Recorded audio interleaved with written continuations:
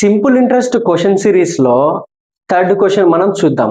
Question లో ఏమి ఇచ్చాడంటే, ఒక వ్యక్తి వచ్చేసి 16,000 కి ఒక టీవీ కొంటాడు అనమాట. అయితే కొన్న తర్వాత 4,000 వెంటనే పే చేస్తాడు అనమాట. ఓకే, పే చేస్తే ఇంకా రిమైనింగ్ అమౌంట్ ఉంటుంది కదా, ఆ రిమైనింగ్ అమౌంట్ వచ్చేసి 15 months తర్వాత 12% పర్ యానం సింపుల్ ఇంట్రెస్ట్ తో మిగతా అమౌంట్ పే చేస్తాడు అనమాట. అయితే క్వశ్చన్ లో ఏమి ఇచ్చాడంటే, 16,000 టీవీ ప్రైస్ అయితే ఇతను మొత్తం సింపుల్ ఇంట్రెస్ట్ తో కలిపి ఎంత పే చేశాడు టీవీకి అనేసి క్వశ్చన్ మనం ఎలా చేయాలో చూద్దాం. ఓకే, క్విక్ గా క్వశ్చన్ ఒకసారి చదువుతా. A man buys a TV price that 16,000 rupees. He pays 4,000 at once and the rest after 15 months, on which he is charged a simple interest on the rate of 12% per annum. The total amount he pays for the TV is. Okay, ఏం లేదు, ఇప్పుడు 16,000, okay 16,000 కి TV తీసుకున్నాడు, 4,000 pay చేశాడు. Okay, 4,000 minus చేద్దాం, minus చేస్తే 12,000.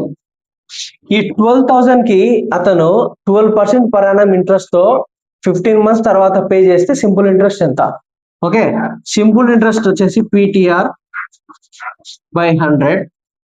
Okay, principal amount వచ్చేసి ఇది 12,000 మనం కన్సిడర్ చేసుకోవాలన్నమాట.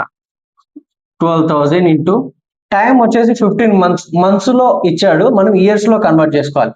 ఓకే, కన్వర్ట్ చేసుకొని 15/12. రేట్ ఆఫ్ ఇంట్రెస్ట్ వచ్చేసి 12% పర్ ఇయర్, 12/100.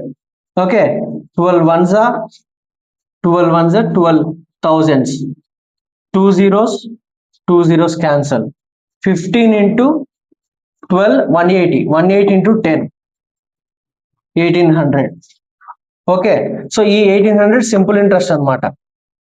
ఇది అతను ఎక్స్ట్రా పే చేస్తాడు. టీవీ వచ్చేసి 16,000 ప్లస్ 1,800 ఈజ్ ఈక్వల్ టు 17,800.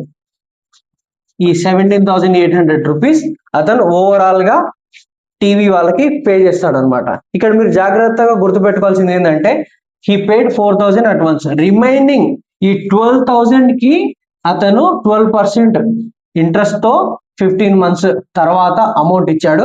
ఆ అమౌంట్ వచ్చేసి 1,800 అవుతుంది. ఆ 1,800 ఈ టీవీ ప్రైస్ లో యాడ్ చేస్తే అతను టోటల్ ఎంత పే చేశాడో మనకి తెలుస్తుంది అనమాట. ఓకే, సో బేసిక్గా ఈ విధంగా సాల్వ్ చేసుకోవాలి క్వశ్చన్ ని.